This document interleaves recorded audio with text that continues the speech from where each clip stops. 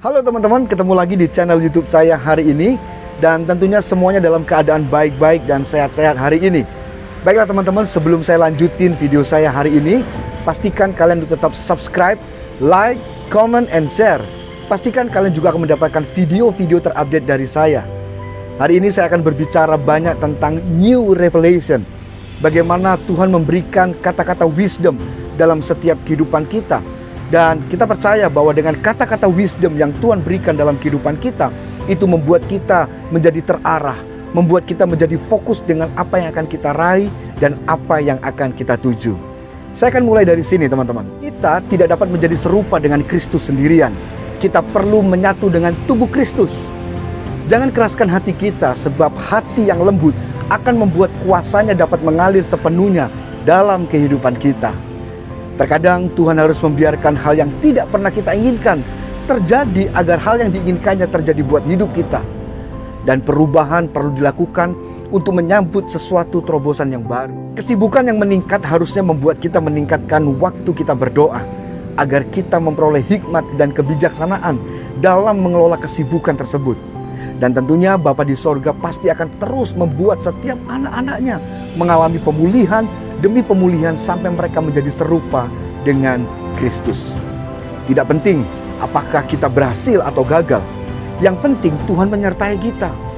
Dan jangan mencari-cari kasih yang semu dari dunia ini, sebab itu hanya akan menjauhkan kita untuk merasakan kasih sejati dari Tuhan. Jangan terbawa pada rasa tertuduh yang mendalam, sebab itu hanya akan membuat kita jatuh ke dalam dosa yang lebih dalam lagi. Jangan memakai kesalahan orang lain sebagai pembenaran untuk membenarkan kesalahan yang telah kita lakukan. Tuhan akan mempercayakan tanggung jawab yang besar setelah kita didapatinya telah setia melakukan perkara-perkara kecil yang selama ini diberikan kepada kita. Dan orang yang mau belajar disiplin pasti akan lebih pesat pertumbuhannya.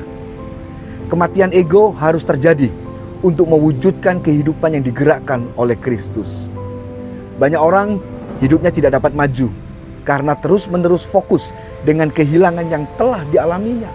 Padahal Tuhan sedang ingin memberikan sesuatu yang lebih baik di depan sana. Banyak orang tidak dapat menyadari kebaikan Tuhan karena mereka tidak mau melepaskan apa yang dianggapnya terbaik baginya.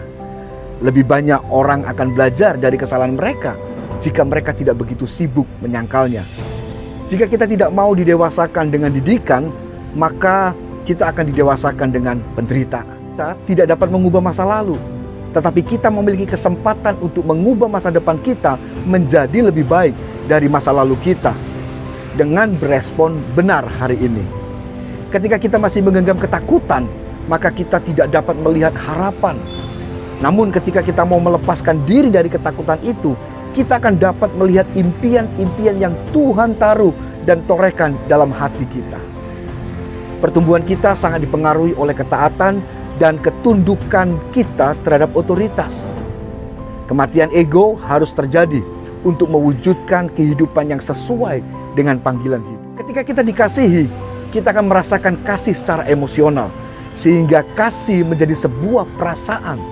Namun ketika kita mengasihi, Tuhan menempatkan kasih itu dalam kehendak kita, karena kasih adalah perintah, sehingga kasih menjadi sebuah keputusan yang ada di dalam diri kita.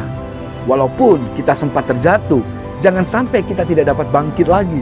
Jika engkau merasakan kondisimu dengan Tuhan itu baik, tetapi tidak dengan sesamamu, mungkin ada sesuatu yang salah di dalamnya.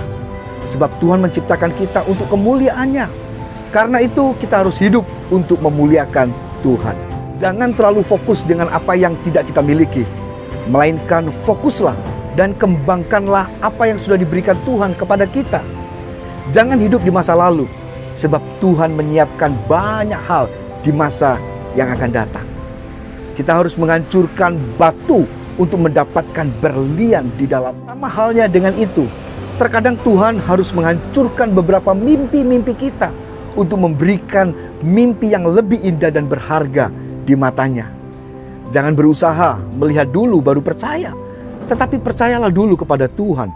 Maka kita akan melihat hal-hal besar dan ajaib yang terjadi dalam hidup kita. Donorkan kasih Tuhan yang telah didonorkan kepada kita untuk orang-orang yang belum mendapatkannya. Pancarkan kasih Kristus yang ada di dalam diri kita kepada sesama supaya mereka juga dapat merasakan kasih Kristus dalam hidup mereka. Keluhan hanya akan menambah berat beban kita, tetapi ucapan syukur akan meringankan beban tersebut.